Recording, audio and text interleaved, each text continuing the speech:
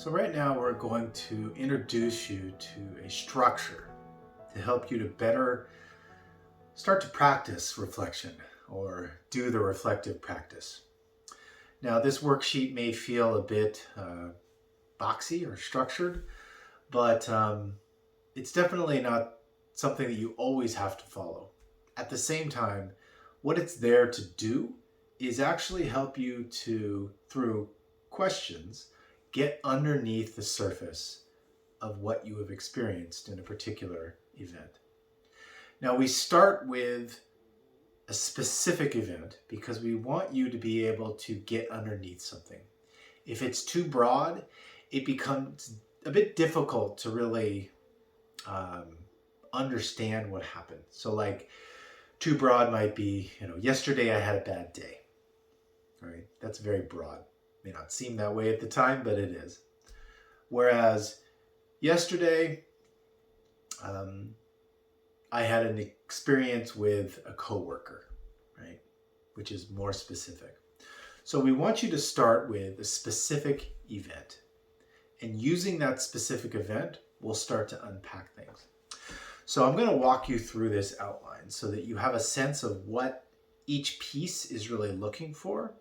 And again, over time, as you use this and you better understand this process, actually you might even be able to, in somewhat real time, be asking yourself some of these questions to help you better understand what's going on.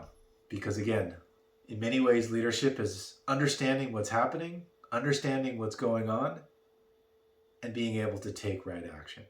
So reflective practice is a key tool in helping you to do that. So first we want you to start with that event, a very specific event. And what happened? What did you do? And what did others do? Now in this time, we want you to avoid making any evaluations or judgments about what happened. Try to look at this like you are an objective bystander who is just describing what happened. So I'm going to give you an example through one of my other organizations that I lead. This was a, shall we say, negative encounter.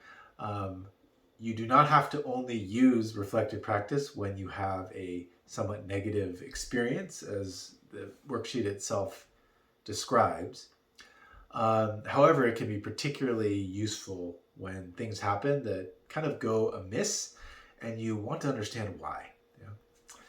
So in this case, for me, the event was, I was expecting a staff member to come to me and the other leader of iLeap with a marketing plan for activities in the month of April and May, both of which had been identified as really key marketing months for us.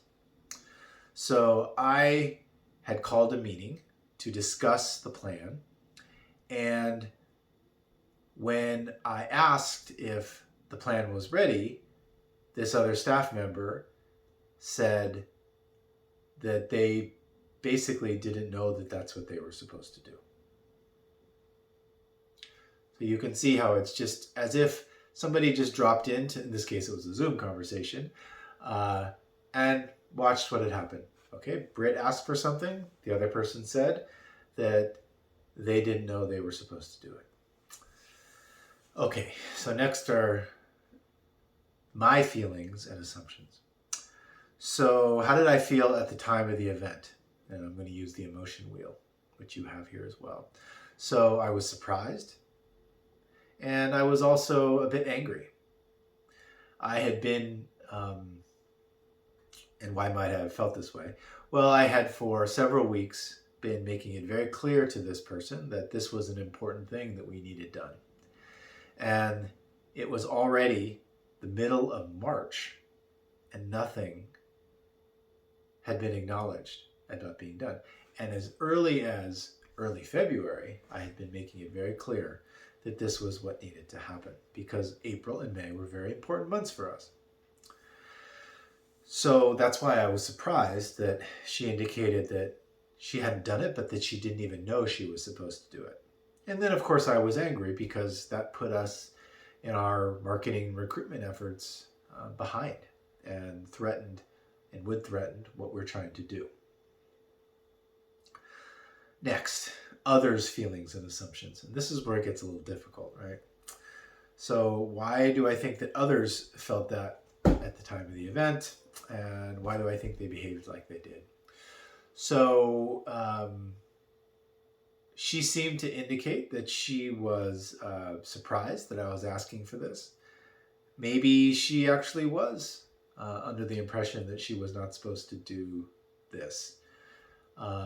Maybe she didn't hear me when I was asking for these things. And maybe when I expressed my displeasure with her lack of performance, that her surprise turned into a bit of defensiveness, perhaps even a bit of fear about what the consequences might be. So next we have power and influence. So in any of our interactions, there's always some shaping of that experience as a result of power dynamics and influence. So this section of these questions are there to help us explore what they might be. Doesn't mean we always have the answers, but it's an attempt to try to explore what those might be. So what are some of the factors, people, agendas, cultural norms that may have influenced and shaped this event? Well, I'm the president of the organization, and I believe that when I make it very clear, at least I'm thinking I'm making it clear, that I have determined something is important and it's a priority, that others will follow suit on that. Now, I'm always open for feedback and questions and changes to things, but I assume as a leader, if those are not there, that people are in agreement and they will execute on their scope of work and what they're supposed to do. So that's what I think was shaping the dynamic, a bit of positional authority. At the same time, I typically present in a leadership and management role as someone who is easy to approach and perhaps doesn't come down as hard on people if they don't perform to whatever expectations have been put there. Not that people think I'm a pushover or a nice guy, but perhaps they don't think that there is the same consequence if they are unable to perform on their scope of work. So what are some things that I maybe have not considered?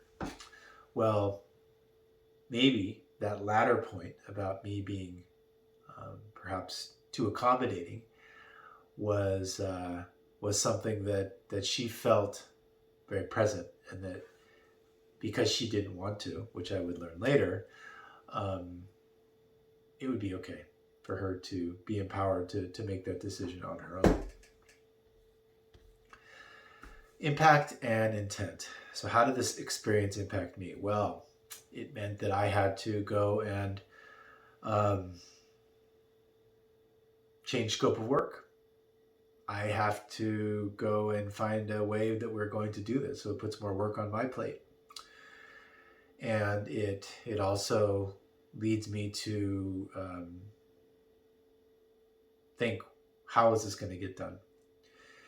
How did this impact others? Well, now other people had to get involved and pick up the slack because they had also expected that this person was going to do the work.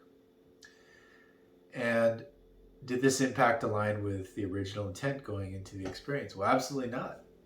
My intent, my expectation was that, particularly around this event, that she was going to come prepared with the plan and we were going to go over it. So it did not align. Some other ways of looking at this. What are some other ways of understanding? And this is where it gets hard because I've maybe shaped what I think happened and who was at fault. But maybe she is going through difficult things in her personal life that made it hard for her to focus. Maybe I wasn't clear enough. Maybe I needed to repeat myself more. Maybe other people told her that it wasn't an important thing within the organization, and that led her to feel like it wasn't.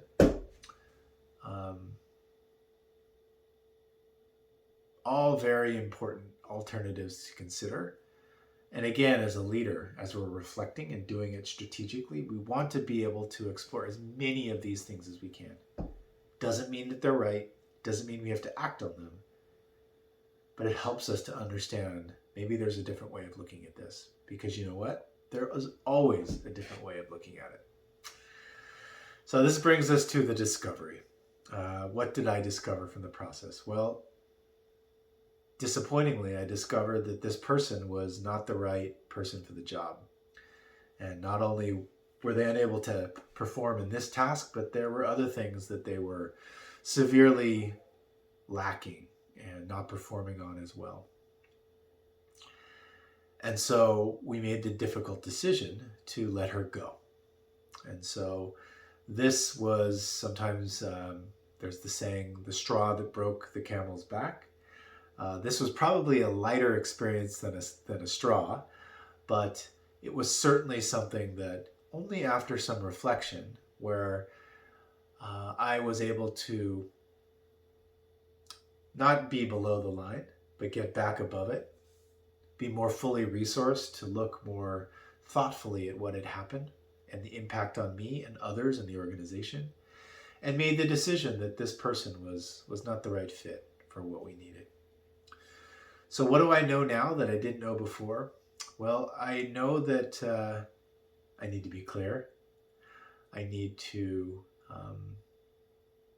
in many ways, demand excellence in a way that perhaps when you are perceived to be accommodating, nice, perhaps that gets lost. So that's something that I've taken forward in this, is I lead and manage from a place of deep trust. I trust that you will do whatever it is that we've agreed that you're going to do. So you have to break that trust in order for me to not trust you. I know with other people, they start from the other place. You have to work up to trust. Now, I don't believe that one is better than the other. It's what works for you. But for me, it's the former. And so at the same time, I have to recognize there's a shadow side to that. So I need to tend to that. Be careful. Because if I don't, the work might not get done. Or if it is, it might be something that gets put on my plate, and that doesn't help me. So you can see that this outline is there to help move us through a process that leads to some discovery and clarity. As leaders, we are pulled in all directions. We're so busy. It'd be difficult to find this time and space to uncover what's at the core of some of these things. Hopefully my experience has showed you a little bit about how ultimately the learning is about ourselves and our leadership. It's not about assigning blame on others. It's not about being right even. It's about the learning. So that's what reflection is here to do. Help us to learn. And by way of that, help us to be better leaders. I look forward to your questions. I look forward to reading your worksheets. And I look forward to seeing how you use reflection as a strategic tool